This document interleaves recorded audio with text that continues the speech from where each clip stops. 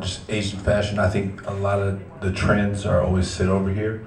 I think people on the east side of the world are very tasteful.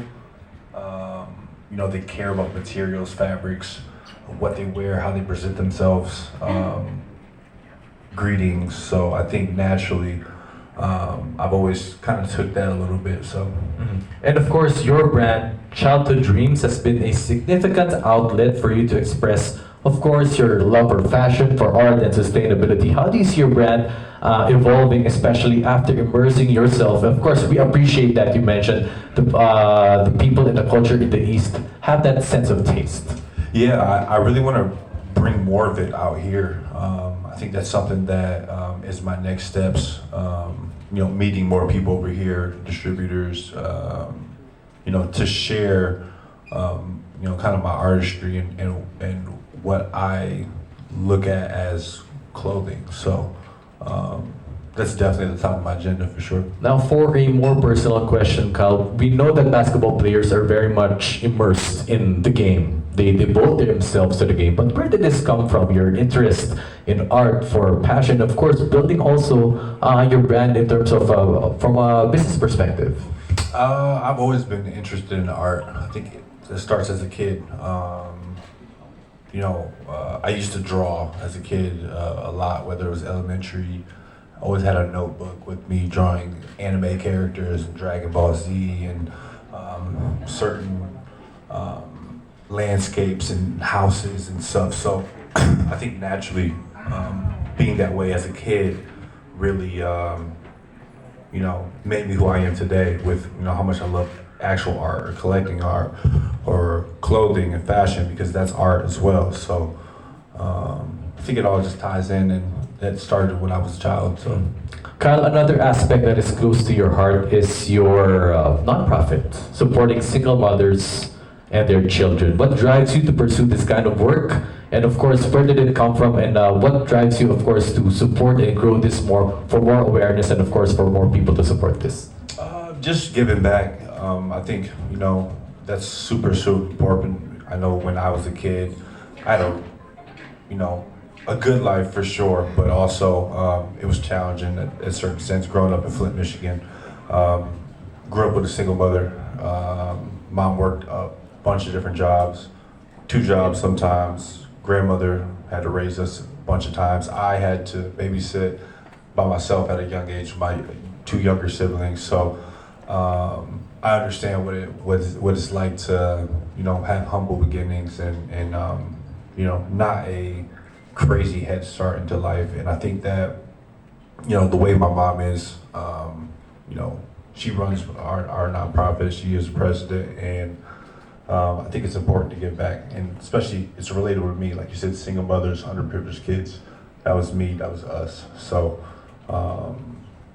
it's important. Let's go to basketball now. 22-6-4, taking on a more leadership role. How do you see your season now with the Wizards, and of course, how do you see yourself maybe placing more, of course, in terms of getting better in the East, and at the same time, how do you see yourself improving your game? Yeah, it's all about getting better as a team. I think that's the most important thing to me right now, because I think the past 2 seasons I've had career years and I've gotten better and better, but winning a championship, I like to win. I felt how to win, and I think that having career years are good, but it's not as fun if the people with you aren't having career years as well and having collective team wins. So I think this year is all about building that and helping others get better. Bless you. So yeah, that's super important to me. Trying to just build a winning culture. Last year was the first year of our rebuild. This year too, we're a young team, but we have a lot of talent and good character guys. We had a mini camp a couple weeks ago, with the whole team, the new guys. So it'll be great. What is it like right now? More on the Mamba mentality. Of course, you got to build, rebuild to be successful in your own way. What's that like, especially taking on a leadership role and relating it, of course, to Mamba and Kobe Bryant? I mean, you just have to live it every day, you know. I think I do that, you know, because at the end of the day, I've been in the league for 8 years, and I love it just as if I was a kid still. You know, as you get older, you take a little bit more breaks in the off season, but you know, when I have a basketball in my hands, when I'm training, I feel like a kid again, and I think that's what always keeps me going and pushes me to kind of strive for that mentality. You know, it's all about passion. So, you know, if you love something, you're gonna do it to the best of your ability. So. Well said. So for my last question, Kyle, I'm going to compound this one. What are the Filipino fans going to expect in your stay, and of course, what are you looking for the most in your future? Say it one more time. What are the Filipino fans going to expect today? I know that you're going to do a basketball clinic, and at the same time, more or less outlook for the future seasons, especially business-wise and art, etc. I mean, a lot. Like I said, this is my first time being here. Unbelievable reception and love coming here, and I've always wanted to come here. So I think now that the world is really opened back up, and a lot of us are able to travel more and be back over in Asia, Southeast Asia, and Philippines, something that I plan to do every year to get back on track. Because at the beginning of my career, I was always in Asia, and you know, they got derailed a little bit, but not back. So. All right, lastly, Kyle, your message to Filipino media, Filipino fans.